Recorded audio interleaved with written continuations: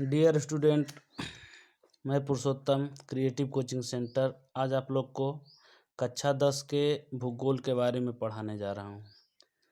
तो सबसे पहले भूगोल में हम लोग इसके सिलेबस के बारे में देखते हैं।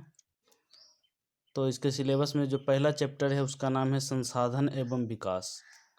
संसाधन क्या होता है, यानी जो वस्तुओं को हम लोग उपयोग में लाके अपने जीवन को आसान बना ले उसे संसाधन कहते हैं।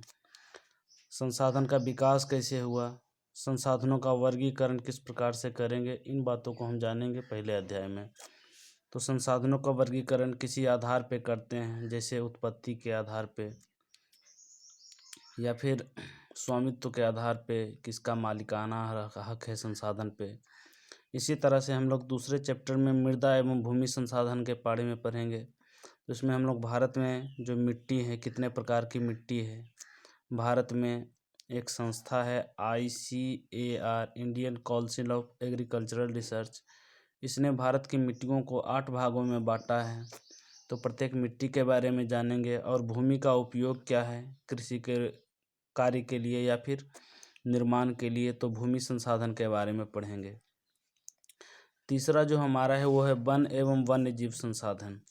तो वन एवं वन्य जीव संसाधन में हम लोग वनों के बारे में पढ़ेंगे। भारत में कितने प्रकार के वन हैं, किस किस वन का क्या क्या विशेषता है, किस किस प्रकार के पेड़ पाए जाते हैं, उनका उपयोग क्या है, वन से हम लोग क्या क्या प्राप्त करते हैं, इन बातों को पढ़ेंगे।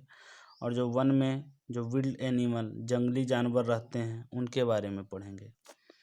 इसी प्रकार हम लोग चौथे अध्याय में जल संसाधन के बारे में पढ़ेंगे। तो भारत में जल संसाधन किस किस रूप में है, या लैंड अंडरग्राउंड वाटर है, या फिर नदी पे है, तालाब में है, कुआं में है, किस किस तरह के कृषि कार्य में उसका उपयोग कैसे करते हैं, सिंचाई में या फिर बिजली उत्पादन में। उसके लिए हम लोग बहुउद्देशीय परियोजना का लाभ उठाते हैं। बहुत सारे बहुउद्देशीय परियोजना भारत में बनाए गए हैं, जिसमें बांध बना के हम लोग टरबाइन चला के बिजली उत्पादन करते हैं।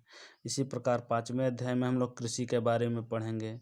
भारत में किस किस प्रकार की कृषि होती है, किस किस प्रकार के अनाज होते हैं, खरीफ तथा रबी फसल क्या होता है, इन चीज़ों को हम लोग पढ़ेंगे।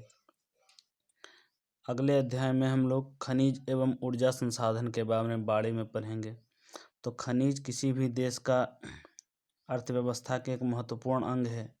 और ऊर्जा यानी कि ऊर्जा, जिस देश के पास जितना ज़्यादा एनर्जी होगा, ऊर्जा होगा, वो उतना ज़्यादा विकास करेगा।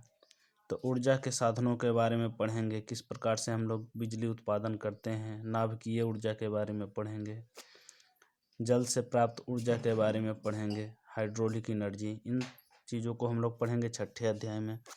7वें अध्याय में हम लोग विनिर्माण उद्योग के बारे में पढ़ेंगे। कंस्ट्रक्शन, किस प्रकार का रोड, सड़क, पुल, परिवहन का, ये सब सारा हम लोग देखेंगे इसमें। ये हमारे GDP में सबसे ज़्यादा योगदान करता है, भारत के विकास दर में बढ़ोतरी लाता है। और अगले अध्याय में हम लोग चूँकि बिहार प्रदेश से हैं, तो बिहार प्रदेश से होने के नाते हम लोग बिहार के संसाधनों के बारे में भी पढ़ेंगे।